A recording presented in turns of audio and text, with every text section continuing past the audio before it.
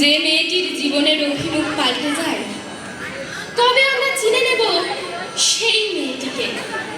না, পুতুল হিসেবে নয়, একজন আশা আকাঙ্ক্ষা ইচ্ছা অনিচ্ছায় পূর্ণ মানুষ হিসেবে। আজ আমাদের এই পরিবেশনা হয়ে উঠুক সেই মনীষীর রক্ষার অধিকারের স্বর।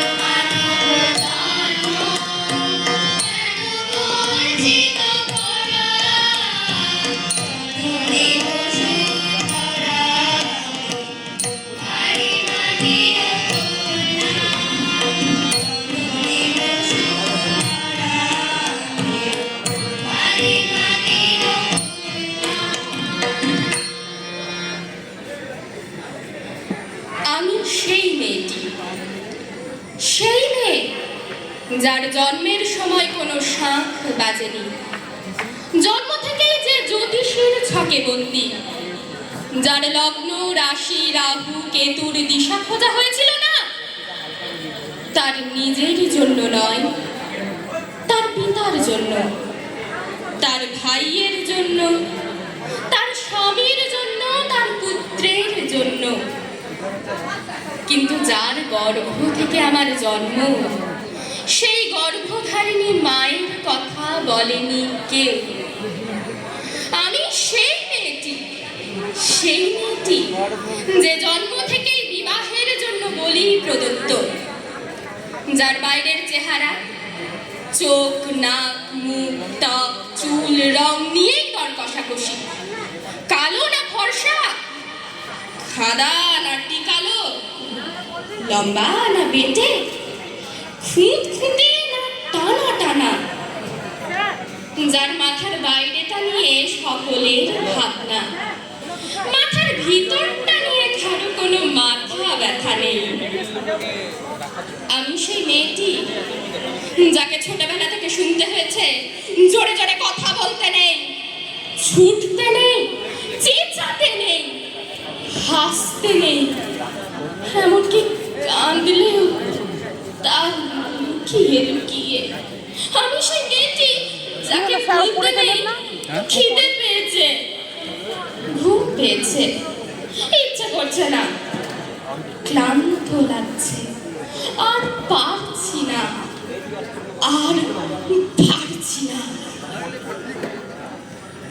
আমি সেই মেয়েটি যার হাতে তুলে দেওয়া হয়েছে পুতুল, পুতুলের আদর পাবার জন্য, পুতুলের সংসার বানাবার জন্য।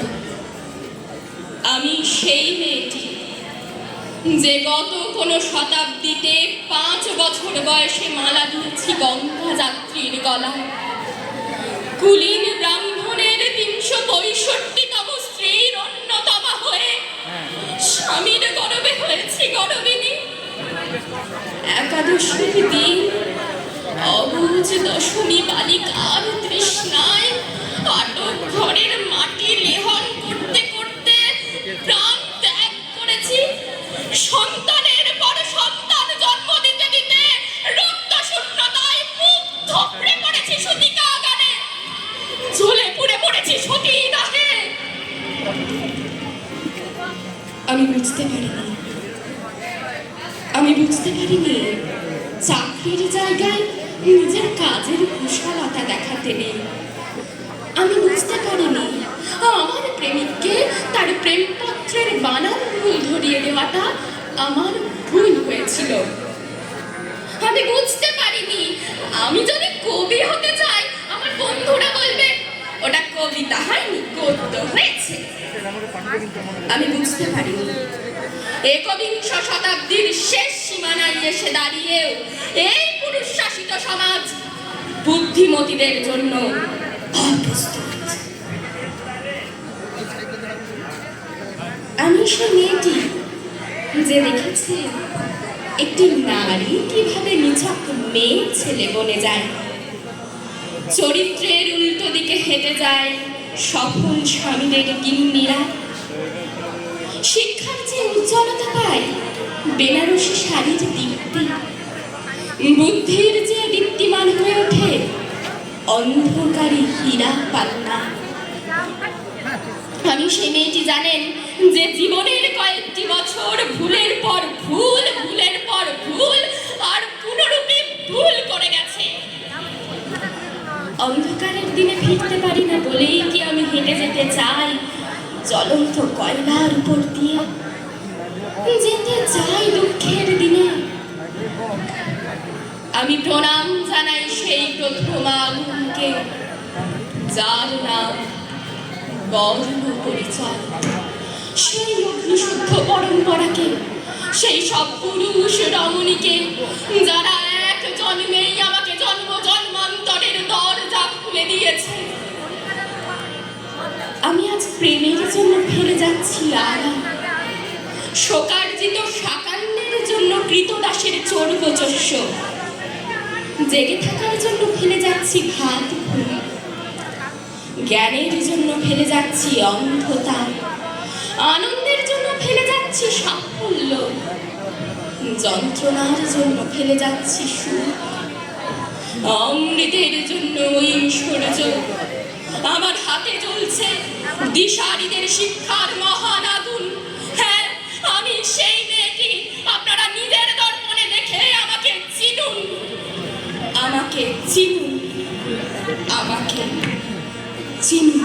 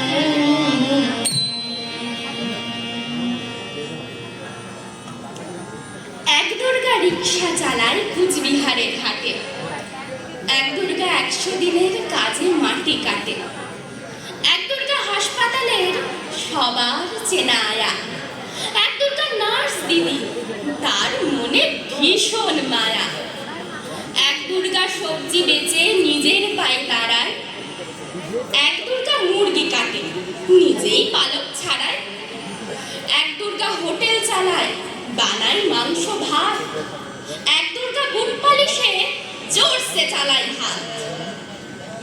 এমনি হাজার দুর্গা যারা পায় না কোনো পুজো, এদের দুঃখ কষ্ট তুমি দরদ দিয়ে বুঝো। সব দুর্গার চোখে মুখে ফুটলে হাসি তবে, মাগো তোমার পুজো সেদিন সত্যি সফল হবে।